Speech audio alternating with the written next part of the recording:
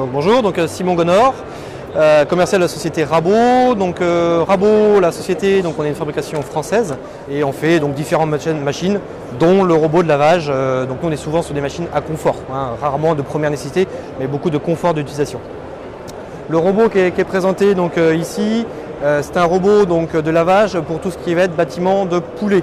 Alors plutôt poulet chair, poulet dindon chair, mais c'est essentiellement l'activité qui va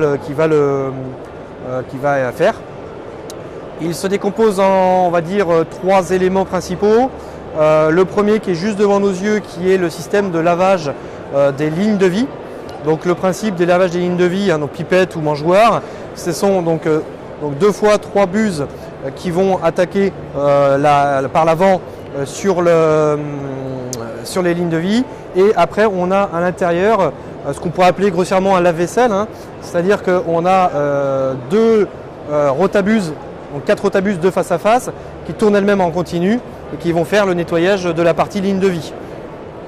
Ce qui est essentiel, puisque la ligne de vie, c'est quand même là où l'animal, le poussin, en arrivant, va pouvoir se nourrir et va pouvoir avoir une alimentation saine dès le départ.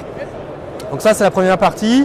Et après, on a une deuxième partie qui est le bras de lavage de nettoyage, qui est, permet d'aller laver jusqu'à 4,50 m de haut, qui est orientable, qu'on peut, avec une tête qui est orientable aussi bien verticalement que horizontalement, et qui va nous permettre de faire tout ce qui est coque, la structure du bâtiment en elle-même, alors que ce soit les plafonds ou les murs. Les deux sont compatibles. Les volets. Les volets également, les volets, les lanterneaux aussi. Alors après, les lanterneaux, ça dépend des configurations.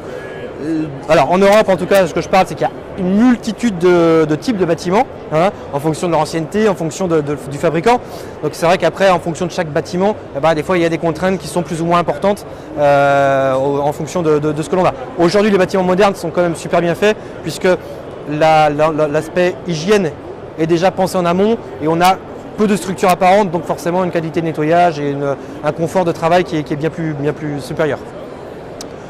Et donc le troisième élément qui n'est pas présenté ici, mais que l'on a, c'est une lance manuelle qui va nous servir pour poser le détergent en amont et pour faire tout ce qui va être lavage manuel ponctuel, les tours de porte, les zones inaccessibles au robot et tout ce qu'il peut y avoir en finition nécessaire. Le tout est entraîné par un moteur thermique. Donc le moteur est un moteur Honda qui est monté dessus et qui permet aussi d'entraîner un train de chenille qui permet de travailler aussi bien sur béton ou sur fumier en fonction des secteurs. Nous en France, on travaille aussi sur fumier pas mal, et donc du coup on peut travailler directement sur fumier, comme ça le fumier absorbe l'eau et après on évacue le tout directement. Et le tout après, donc ça c'est un élément, et un deuxième élément qui n'est pas présenté là, qui est un groupe haute pression qui va nous servir tout simplement à alimenter le robot, puisqu'il faut quand même une alimentation là pour le cas on a un débit de 5 mètres cubeurs. Donc c'est ce qui va nous servir à faire fonctionner le robot comme il faut. Donc il y a une cuve tampon pour essayer de ne pas avoir de rupture d'eau, tout simplement. Tout ce qui est contrôle de robot manuel. Voilà, c'est une radiocommande, donc c'est un harnais que l'on a avec une radiocommande qui est en frontale. Et c'est l'opérateur qui gère manuellement le robot.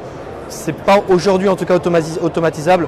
Il y a un environnement qui est trop complexe par rapport entre autres à tout ce qui est suspendu, qui ne nous permet pas de l'automatiser à complément. Vous estimez une réduction de temps de travail de combien de temps? Alors c'est toujours compliqué, parce que ça dépend du nombre de lignes de vie, ça dépend du nombre de la superficie des bâtiments, ainsi de suite. Donc c'est toujours compliqué. Pour donner un exemple, un bâtiment de 1000 m², on le fait environ entre 3 et 4 heures grand max, entre le moment où il arrive chez le client et le moment où il repart du client. C'est nettoyage du matériel compris et tout compris. Après, c'est pour du poulet. Si on est sur du dindon, il faut compter 50% de temps en plus à peu près. Après, ça dépend des bâtiments. De nettoyage manuel, Oui. Ah ben non, mais c'est clair, on gagne du temps. Et puis le gros avantage, les 2 gros avantages, ils sont vraiment le confort. L'opérateur, il a la radiocommande, une lance manuelle ponctuelle, mais voilà. Et le gain en qualité de nettoyage que je disais tout à l'heure, des lignes de vie qui est quand même bien supérieur à l'usage.